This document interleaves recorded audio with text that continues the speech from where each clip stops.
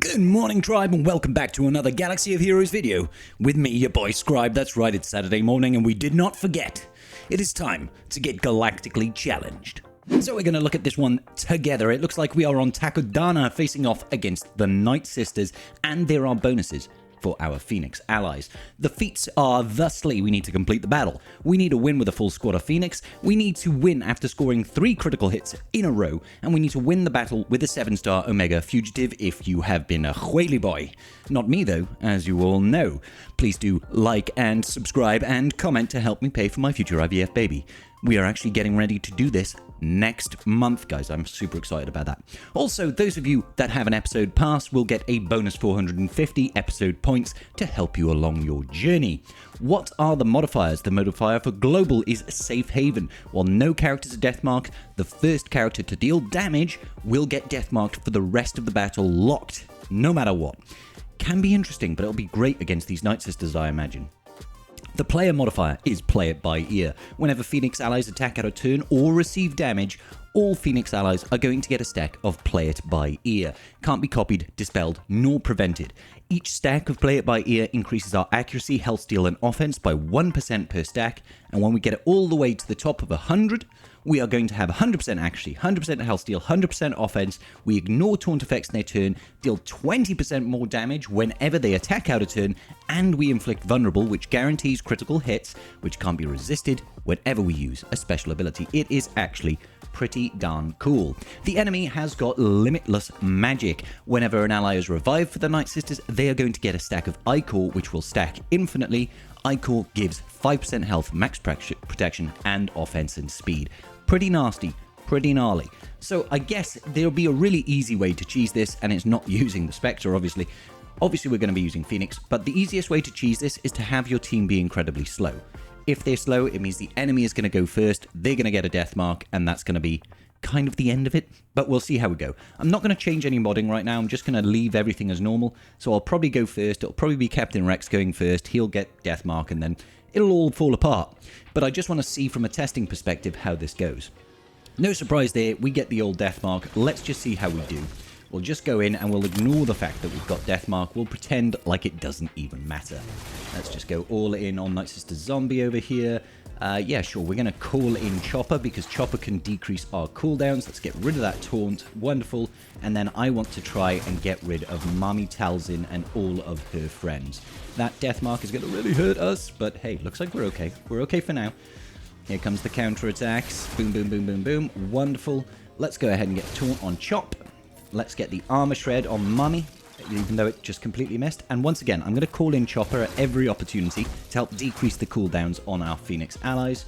Let's go ahead and get some additional foresight and all that sort of good business. I'm going to remove the alert from the enemy Night Trooper because I don't want him assisting, and then we'll just do some more AoEs here, get that daze going, get that taunt up. It's all about spamming those specials right now. There's no point putting backup plan on my Rex. He's got Deathmark, but we can't revive from Deathmark. It is a permanent defeat, okay? Great, we've had Zombie die twice now, which means there's only one more Zombie life left remaining.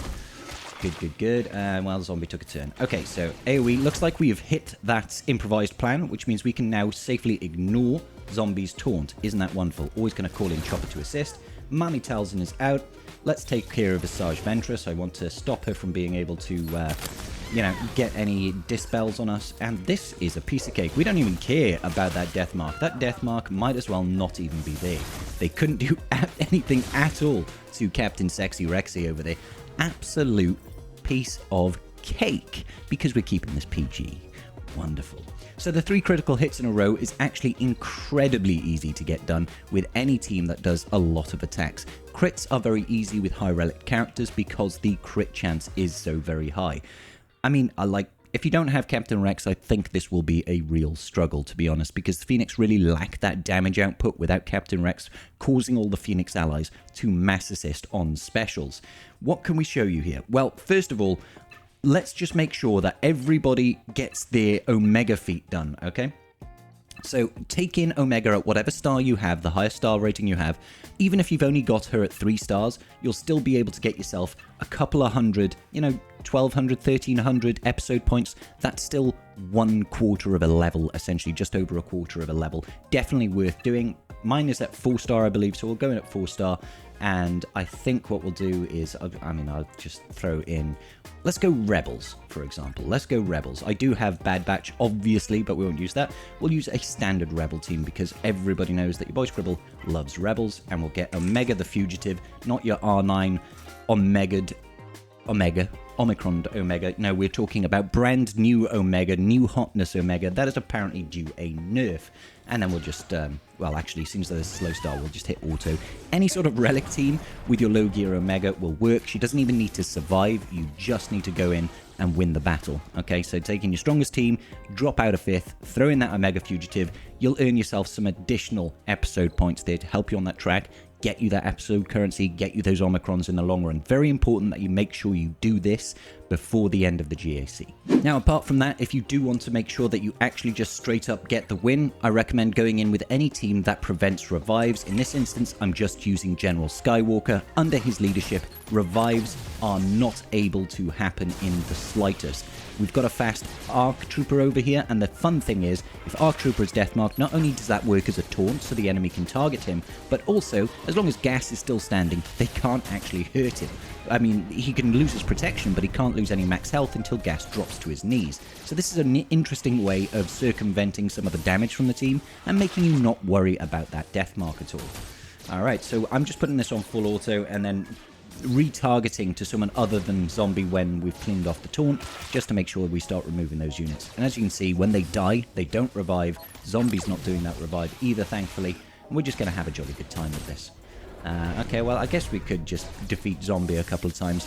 The other good thing about Gas is if he attacks an enemy that has no protection, he reduces their max health by 20% each time he does that. It means the enemy becomes easier and easier to defeat the more damage we deal to them, the longer the battle draws out. You can see Zombie is slowly dropping. I really shouldn't be targeting Zombie, truth be told. This is where things will get interesting, because they can actually hurt our ARC Trooper now. They can defeat him. Let's retarget here, because that's getting a little bit silly. Okay, so the death mark triggered on that ARC Trooper, which in turn, when they defeated him, triggered 5's of sacrifice. That's going to pass all of 5's stats, well, not all of them, but most of 5's stats over to the rest of our clone troopers, make them faster, make them healthier, make them hit harder, all that good business. So we should be in a really solid position now. In a really solid position. It just takes a little bit of time, but honestly, you shouldn't really have too much to worry about, because ultimately the damage that we deal should be enough. As you can see, all their buffs under a Gas 501st team ramp our offense by, I think it's 2% per buff the enemy gains. So the longer the battle draws out, the more likely we are to win. Wonderful. And that will get you that just complete the battle with any team, and it'll also get you the feat for 3 critical hits in a row. Now, obviously, if you've got some Galactic Legends, just throw in those Galactic Legends and have a jolly good time. You could do this with Bounty Hunters as well, prevent those revives using OG Mando. You could also do it with Traya and Nihilus, anything that prevents revives. Even OG Boba Fett with his Execute, that second special with the rocket, that will prevent revives, and so would Jango Fett if you have the Zeta on his unique. Every time an enemy dies during his turn, no revives. All of these things are super nice, useful tricks to know when it comes to enemies that are constantly reviving and have modifiers that benefit from that. And that is going to about do it for Saturday's Galactically Challenged videos. Please, if you could, ladies and gentlemen, just hit this video on the like down below. Give me a comment and tell me which team you used, and tell me what you're doing this weekend. I'm generally curious to know. And if you can't think of anything, just give me your favorite emoji and I will respond in kind. Jolly good show. All right, have an excellent weekend, ladies and gentlemen. I'll see you all in the very next video. Peace out, and may the Force be with you.